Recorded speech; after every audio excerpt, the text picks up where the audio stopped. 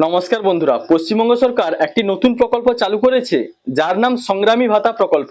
এই প্রকল্পের আওতায় যিনারা আসবেন ওনারা কিন্তু প্রত্যেক মাসে 5,000 টাকা এবং 10,000 টাকা করে কিন্তু পেয়ে যাবেন। তো বন্ধুরা, সংগ্রামী ভাতা কি এবং কারা এই ভাতার সুবিধা পাবেন, বাজেটে কি বলা হয়েছে তা বিস্তারিত এই ভিডিওটিতে আলোচনা করব। তো বন্ধুরা, ভিডিওটি কিন্তু যথেষ্ট ইনফরমেটিভ হতে চলেছে, তাই আপনি যদি চ্যানেলে নতুন হন তাহলে ভবিষ্যতে ইনফরমেটিভ ইনফরমেশন সবার আগে পাওয়ার জন্য সব চ্যানেলটি সাবস্ক্রাইব করে রাখুন, আর ফেসবুক থেকে দেখলে পেজটি ফলো করতে ভুলবেন না। তো বন্ধুরা, এবার দেখে নিন এই সংগ্রামী ভাতা সম্পর্কে একটি আপডেটে কি বলা হয়েছে। তো বন্ধুরা দেখুন, বলা হয়েছে পশ্চিমবঙ্গে নতুন সরকার গঠনের পর গত 22শে জুন পেশ করা হয়েছে 2026-27 অর্থবর্ষের প্রথম পূর্ণাঙ্গ রাজ্য বাজেট। অর্থমন্ত্রী স্বপন দাশগুপ্তের পেশ করা এই বাজেটে অন্নপূর্ণা যোজনা, বিধবা ভাতা বা বার্ধক্য ভাতার মতো এক ঝাঁক সামাজিক প্রকল্পের পরিধি ও অনুদান বৃদ্ধির পাশাপাশি একটি সম্পূর্ণ নতুন প্রকল্পের ঘোষণা করা হয়েছে যার নাম সংগ্রামী ভাতা। এই ঘোষণার পর থেকেই সাধারণ মানুষের মনে কৌতূহল তৈরি হয়েছে, কি এই সংগ্রামী ভাতা, কারা এই প্রকল্পের সুবিধা পাবেন, কি যোগ্যতা লাগবে এই ভাতা পেতে। তারপরে দেখুন সংগ্রামী ভাতা কি।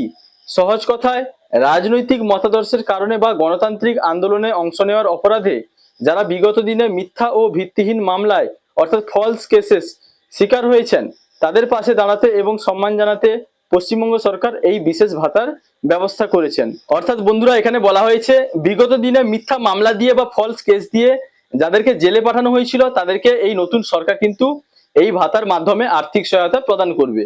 তারপরে দেখুন, বলা হয়েছে মুখ্যমন্ত্রী শুভেন্দু অধিকারী এই প্রসঙ্গে জানিয়েছেন, এই ভাতা কোনো আর্থিক সাহায্য নয়, লড়াই করা মানুষদের প্রতি রাষ্ট্রের একটি সম্মান। তার মতে আগের সরকারের আমলে বহু মানুষ সরকারের ত্রুটি বিচ্যুতি নিয়ে গণতান্ত্রিক আন্দোলনে সামিল হওয়ায় রাজনৈতিক প্রতিহিংসার শিকার হয়েছেন। এই ভাতার মাধ্যমে সেই সব আন্দোলনকারীদের যোগ্য মর্যাদা দেওয়া হবে। এবার এই ভাতার পরিমাণ কত? বাজেট প্রস্তাব অনুযায়ী যারা সরকারের পক্ষ থেকে সংগ্রামী হিসেবে চিহ্নিত হবেন তারা প্রতি মাসে 5,000 টাকা করে সংগ্রামী ভাতা পাবেন। কারা এই ভাতার সুবিধা পাবেন, অর্থাৎ এই ভাতার জন্য যোগ্যতা কি?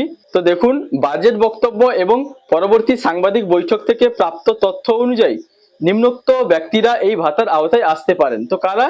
এখানে বলা হয়েছে মিথ্যা মামলার শিকার যে সমস্ত রাজনৈতিক কর্মী বা সাধারণ নাগরিক নিজেদের রাজনৈতিক বিশ্বাসের কারণে বিগত দিনে মিথ্যা ও ভিত্তিহীন মামলার মুখোমুখি হয়েছেন তাদেরকে কিন্তু এই ভাতার সুবিধা দেওয়া হবে।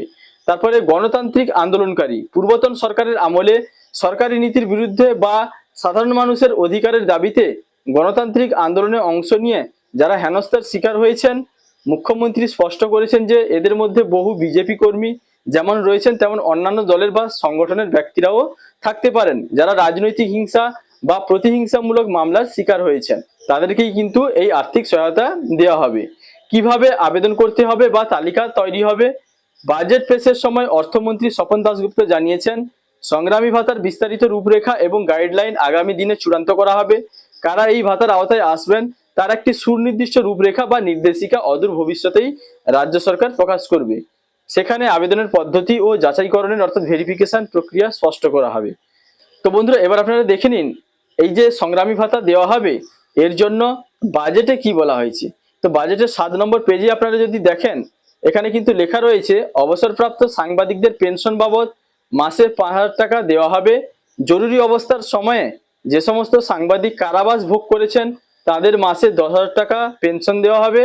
যারা তাদের রাজনৈতিক বিশ্বাসের জন্য মিথ্যা ও ভিত্তিহীন মামলার শিকার হয়েছেন তাদের সংগ্রামী ভাতা দেওয়া হবে। এ বিষয়ে বিস্তারিত বিষয়গুলি পরে চূড়ান্ত করা হবে। তো বন্ধুরা, বুঝতে পারলেন এই সংগ্রামী ভাতা প্রকল্পের টাকা দেওয়ার জন্য কিন্তু বিস্তারিত বিষয়গুলি পরে চূড়ান্ত করা হবে এবং সামনেই কিন্তু এ সম্পর্কে চূড়ান্ত নির্দেশিকা বা গাইডলাইন আসতে চলেছে। তো বন্ধুরা, এই ছিল আজকের আপডেট। যদি ভিডিওটি ভালো লাগে তাহলে লাইক, কমেন্ট, শেয়ার এবং সাবস্ক্রাইব করতে ভুলবেন না। দেখা হচ্ছে পরবর্তী কোনো ইনফরমেটিভ ভিডিওর সঙ্গে। আপনারা ভালো থাকবেন, সুস্থ থাকবেন। Thank you.